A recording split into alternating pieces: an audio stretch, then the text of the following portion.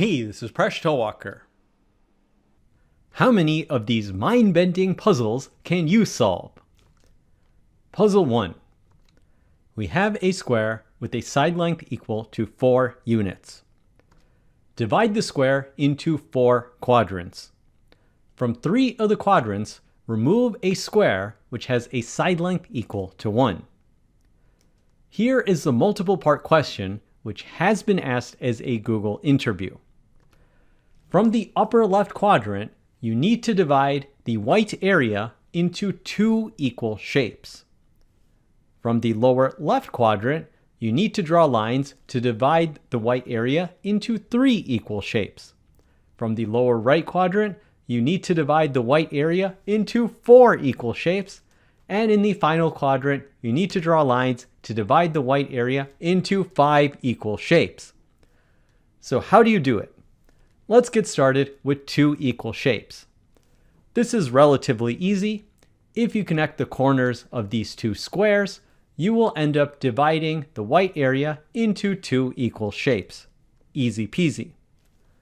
What about dividing the white area into 3 equal shapes?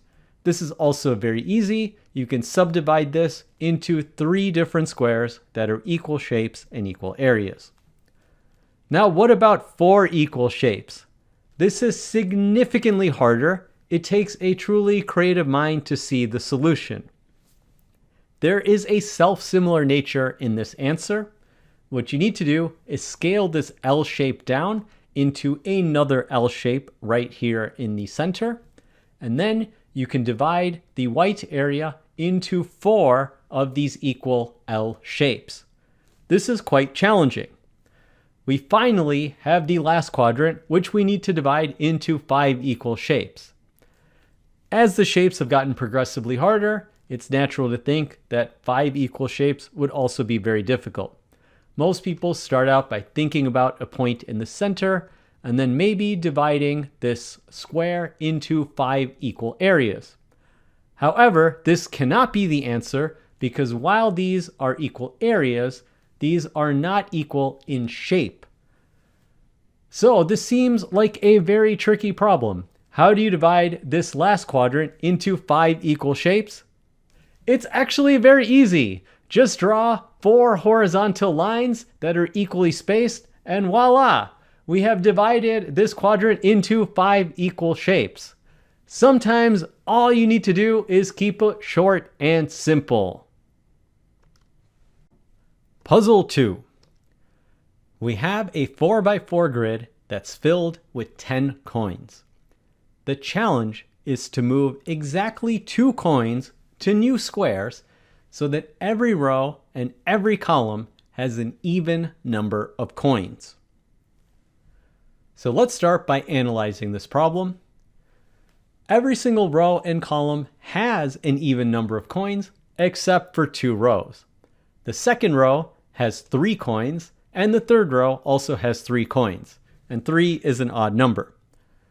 So we need to either add 1 or subtract 1 coin from each of these rows, while also keeping all of the other rows and columns having an even number of coins. I have read that there are 12 solutions to this puzzle, which I will present, but if you find any other solutions, do let us know. So here's one way to solve the problem. We're going to focus on the 4 coins in the center. Let's take 1 coin over here and take its diagonal coin over here. So if we remove these coins from these 2 rows and place them in another row, say the top row, we will have every single row and column having an even number of coins. And interestingly, this solution makes the shape of an arrow pointing to the upper right. But why do we need an arrow pointing to the upper right? There are other ways that we can solve this. We can move these same 2 coins to the very bottom row, and now we have a sort of broken arrow that's pointing to the lower right. But if we reset the puzzle back, there's nothing special about these 2 diagonal coins. We could also take the other 2 diagonal coins in the center. If we move them to the top row, we will have another solution.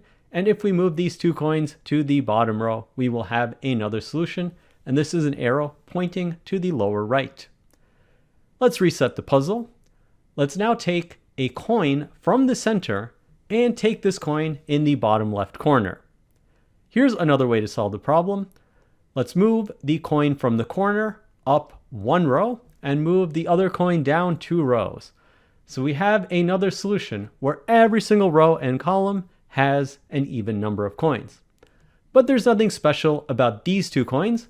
We'll stay with the coin in the corner and we'll take any 4 of these coins that are in the center, and there will be a corresponding solution where every single row and every single column has an even number of coins. As there are 4 such coins in the center, we will have a total of 4 of these solutions. So let's go ahead and present all of these solutions. So now we have reached a total of 8 solutions, but these are not the only solutions, because why stick with this coin in the corner in the bottom left? We could also do the same thing with the coin in the corner on the upper left. The coin in the upper left corner can be paired with any of these 4 coins in the center, so this will be an additional 4 solutions, although they will be symmetrical to the other solutions we have just generated from the coin in the lower left corner. So let me just go ahead and present this for comprehensive sake. I will say that I haven't checked every single possibility for every single solution, but it does seem that these are the 12 solutions to this puzzle. If you have found any others, please do let us know. Puzzle 3. In a certain supermarket, shopping carts are kept pushed together. In one arrangement, 10 shopping carts are pushed together, and the distance from end to end is equal to 4 meters. In another arrangement, 7 shopping carts are pushed together, and the distance from end to end is equal to 3 meters. The question is, what is the length of a single shopping cart equal to? This delightful puzzle comes from Mathematical Explorations for Young Minds by Bálint Hujter, Dániel Lenger, and Gábor Szűcs. The puzzle book contains a delightful solution to this problem. No algebra required. So here's how to think about it. Let's compare the distance and the number of carts between these 2 arrangements. When we go from 10 carts to 7 carts, we are subtracting 3 carts. And how much is the distance changing? When we push these 3 carts on the end, we are reducing the distance by 1 meter. So let's continue this pattern. What would happen if we remove 3 carts from 7 carts? We would end up with 4 carts, and we would remove 1 meter of distance. Therefore, the distance of 4 carts from end to end will be 3 minus 1, which equals 2 meters. But let's repeat the process one more time. If we subtract 3 carts that are pushed on at the end, then we will end up with 4 minus 3, which equals 1 cart. Then we would also subtract 1 meter from the end. So we end up that 1 cart has a distance of 2 minus 1, which equals 1 meter. 1 cart measures 1 meter, and that's the answer. This is a truly creative way to solve the problem. But for comprehensive sake, I want to present another way to solve it using algebra. So let's go back to the beginning setup. Let's say the length of 1 cart is equal to a variable x that we need to solve for. Imagine if we push a cart on the end, we will contribute an additional distance of d meters, and this is assumed to be the same for every cart that we push on at the end. So let's convert the given information into algebraic equations. In the first arrangement, we have 1 cart, and then 9 carts are pushed onto it. The total distance will be equal to x plus 9d, and we know this is equal to 4 meters. In the second arrangement, we have 1 cart, and then we have 6 carts that are pushed at the end, so this will be equal to x plus 6d, which is equal to 3 meters. So we have 2 equations. X plus 9d is equal to 4, and x plus 6d is equal to 3. All we need to do is solve this system of equations. So one way to go about it is subtracting the second equation from the first equation. We end up canceling the x variables, so 3d is equal to 1. We immediately see that d is equal to 1 over 3, and we could go back and substitute for x. But then we could also just subtract 3d from the second equation. If we do that, we end up with x plus 3d is equal to 2. And if we subtract 3d one more time, we get that x is equal to 1. And this corresponds to the solution that the length of one shopping cart is equal to 1 meter. Puzzle 4. We have an equation written in matchsticks. 9 plus 5 is equal to 2. The challenge is to move only one matchstick to make a true equation. And this is only for IQ above 200. And it should go without saying that the goal is to make an equation with an equal sign. If you have a not equal sign or a greater than or less than sign, that would be an inequality, which would not be a correct solution. So how can we figure it out? A very common trick in these puzzles is to take the plus sign and make it into a minus sign. But in this particular puzzle, if you do that, you end up with equations that are not true. 8 minus 5 is equal to 2 is not a true equation. If we shift it over so we have 9 minus 6 is equal to 2, that's also not a true equation. So in this particular puzzle, even if you move this around, you're not going to get a solution. 9 minus 9 is not equal to 2. So this is not going to work for this puzzle. This puzzle involves a very clever trick. You want to take this matchstick from the 9 and you turn this into a negative sign. Now we have minus 3 plus 5 is equal to 2. And this is a correct equation. It's quite challenging, and I admit I didn't solve it myself. Now, for the people who want some outside-the-box solutions, here is one I found interesting. We can take this matchstick from the 2, and we can make it into the letter E. So we have 9 plus 5 is equal to E. This is true in base 16 or hexadecimal, where E it represents the number 14. 9 plus 5 is equal to E is a true equation in base 16. So this is one possible outside-the-box solution. I'm curious if you have found any others. Puzzle 5. This comes from the game show The 1% Club, which states only 1% of people can solve these puzzles. A brother and sister take their dog for a walk. The sister jogs at an average of 8 miles per hour, while the brother walks at an average of 4 miles per hour. The dog runs at a constant 10 miles per hour back and forth between them, and he does not stop at any point. After an hour, how far will the dog have run? Now, if you try to visualize this problem, it's a very difficult challenge. We have a brother, we have a dog, and we have a sister. The path that the dog will take as they walk and jog will be something like a zigzag shape that keeps going back and forth.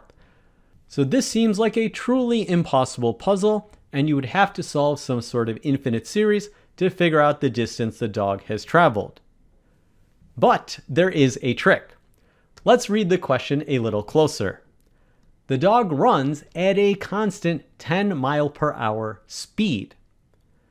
How long has the dog been running? The dog has been running for 1 hour. So we could compute the distance the dog has run by the constant 10 miles per hour speed multiplied by the time of 1 hour. And when you do that, you end up with the answer that the dog will have run a total of 10 miles. And that's the answer. Puzzle 6. Here is a fun hanging balance puzzle. We have weights that are hanging, and some weights are known and other weights are given as question marks. The puzzle is to solve for all of the unknown weight values. Let's go through this puzzle step by step. Let's start out on the left. For the weights to be in balance, we need the weight times the distance to be equal to each other. So here we have a distance of 1 unit, and on the other side we have a distance of 1 unit, but we have an unknown weight. So we can set up the equation 2 times 1 is equal to this unknown weight m times the distance of 1. We can readily solve that this weight is equal to 2. So we can go ahead and put in 2 for this unknown weight. Now we can take a look at the total combined weight, which is 2 plus 2, and we can replace this entire system with one weight that's equal to 4. So let's go ahead and substitute that in. Now let's take a look at the balance on the right-hand side. We have a distance of 1, and on the other hand, we have a distance of 2. So we can set up an equation that the weight of 2 times the distance of 1 is equal to the unknown weight of n times the distance of 2. This means that the unknown weight is equal to 1. So we can substitute that in, and now we can take a look at the combined weight over here. This will be equal to 2 plus 1, which is equal to 3. So we can substitute that in. We now have just one missing weight value. Now on the left side, we have a distance that's equal to 3 and a weight of 4. And on the right-hand side, we have two weights. One weight is at a distance of 1, and the other is at a distance of 3. So we have 4 times 3 is equal to the unknown weight times the distance of 1 plus the known weight of 3 times the distance of 3. We get the equation 12 is equal to w plus 9, which means the unknown weight is equal to 3. And we have solved that this value is equal to 3, and we can go back to the beginning, and all of the weights have been solved. The values are 2, 3, and 1. Puzzle 7. We have 9 different shapes. Green star, yellow star, green triangle. Blue triangle, green rectangle, yellow rectangle. Green hexagon, blue circle, and yellow circle. Now of these 9 figures, one of the figures is Frank's favorite figure. Colin and Shilpa want to figure out which is the favorite. Frank gives a hint. Frank tells Colin only the color of his favorite figure, and Shilpa is aware that Frank has told Colin only the color of his favorite figure. Similarly, Frank tells Shilpa only the shape of his favorite figure, and Colin is aware that Frank is telling Shilpa only the shape of his favorite figure. The following conversation then takes place. Colin says, "I do not know Frank's favorite, but I am sure that Shilpa does not know the figure either."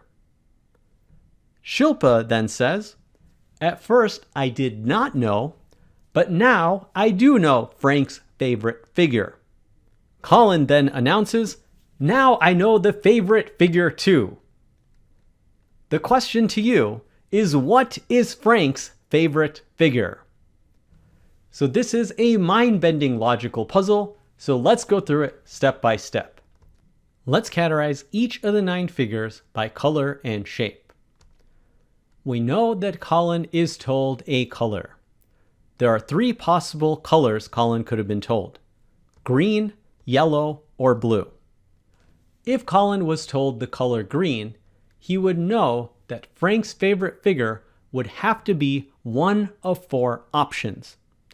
If Colin was told yellow, then Frank's favorite figure would be one of 3 options. If Colin was told blue, there would be only 2 possible options for Frank's favorite figure. Shilpa is told only the shape. It could be star, triangle, square, hexagon, or circle. If Shilpa was told star, then she would know Frank's favorite figure was one of 2 choices. The same is true for triangle, and the same is true for square. There would be 2 possible choices. If Shilpa was told hexagon, there would only be 1 possible choice for Frank's favorite figure, and if she was told circle, there would be 2 possible choices. Now let's take a look at the conversation that ensued. Colin first said, "I do not know Frank's favorite figure, but I am sure that Shilpa does not know the figure either." How could Colin be sure that Shilpa does not know the figure either?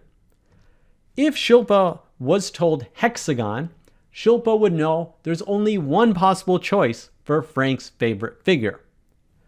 So in order that Colin can be sure Shilpa did not hear hexagon, it must be the case that he did not hear the color green because the hexagon is colored green. If Colin was told any other color beside green, he would know that Shilpa could not have been told hexagon, and for any of the other choices, Shilpa would not be able to figure out Frank's favorite figure. So we know that Colin was not told the color green, and Shilpa was not told hexagon. But now, this is where the fun begins. Shilpa will reason from what Colin said. Shilpa says, at first I did not know, but now I do know Frank's favorite figure. So Shilpa says, at first I did not know, also confirming she did not hear hexagon. But upon hearing Colin's dialogue, she says, now I do know. So she deduces from what Colin said that Colin was not told green. So she can eliminate any of the figures that are colored green. Now, what if Shilpa was told circle at the very beginning? She would still not know what Frank's favorite figure was. But she does say, now I do know Frank's favorite figure. So it could not be possible that she was told circle at the beginning, because if she was told circle, she would still be in confusion about Frank's favorite figure. So we can eliminate that Shilpa was told circle at the beginning. So Colin also follows along the reasoning and eliminates circle from Frank's favorite figure. So what choices are remaining? Well, now Colin announces, now I know the favorite figure too. If Colin was told yellow at the beginning, there would still be two possible choices for Frank's favorite figure. So Colin could not have been told yellow at the beginning. Colin must have been told blue. So if Colin was then told blue at the beginning, there would only be one choice. We can eliminate all the other figures, and there's only one option that remains. Frank's favorite figure is a blue triangle. And that's the answer to this mind-bending logic puzzle. Thanks for making us one of the best communities on YouTube. See you next episode of Mind Your Decisions, where we solve the world's problems, one video at a time.